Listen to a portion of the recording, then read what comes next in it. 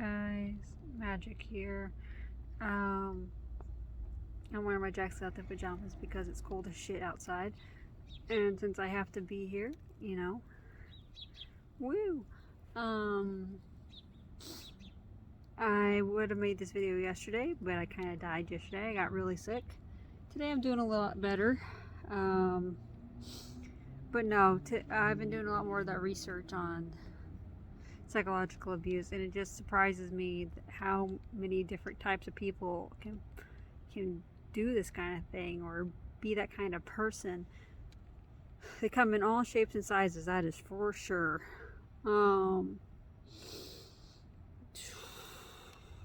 It's like, I don't know. And what's the crazy thing about it is that they are kind of like a living embodiment of the whole Jekyll and Hyde thing. It's like, oh, yeah, this person loves me and they're this great person, but then behind closed doors or after we've been in a relationship so long, suddenly they're this monster. And it's like so crazy to me, and it makes you feel crazy. And well, they don't always make you feel like you're on the brink of insanity. They very often will break down your self-esteem and make, through various mind games and abandonment ploys, and not just like physical abandonment. You can emotionally shut down or withdraw from someone, and that constitutes an abandonment feeling. For anyone with abandonment issues, they know that to be true. Checking out, withdrawing, not being physically there but not emotionally available, that's not having a real relationship. That is someone trying to manipulate you to get what they want. That is what it is. Sometimes it'll even get worse after they have children. Where like they get jealous of like their children and their children's attention, the attention that their children get from you. Sorry, the wind blew open my notebook. And there, now maybe it won't blow open again. But yeah, and they'll get jealous of the attention that you give your children because it's attention that they don't get because you're spending more time with them, or you're just paying. But children take a lot of time and energy; they require that attention. But they'll get mad at you for it. Like I experienced this with one of my son's fathers. He used to get very upset after our son was born about me paying attention to him when he wanted me to do things with him or wanted me to do things for him, and he couldn't understand that the baby needed to come first. He would get really angry. He got so angry to the point that he actually threw me once while I was holding the baby. That's actually why we separated. So there's that. Jeez, it's cold. Give me a sec, guys. They like to paint this image of you, though, that'll make them feel like they, sorry, there's lots of noises that way.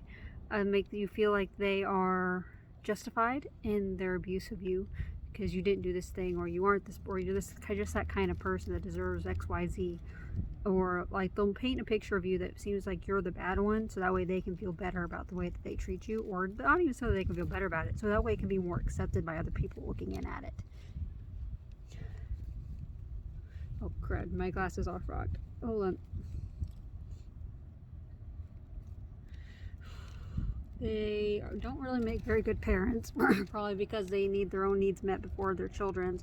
Also, that whole attention thing, needing their children's attention, needing your attention over you giving your attention to your children, is not a great thing. They don't really have the empathy or the selfless nature that's needed to be a parent.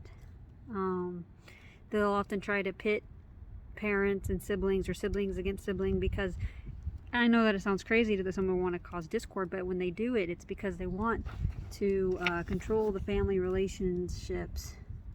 It's like, because if they can control that, if they can make everyone in the family do what they want, or only get along when they want them to, or they can control that bond, then they can control everything.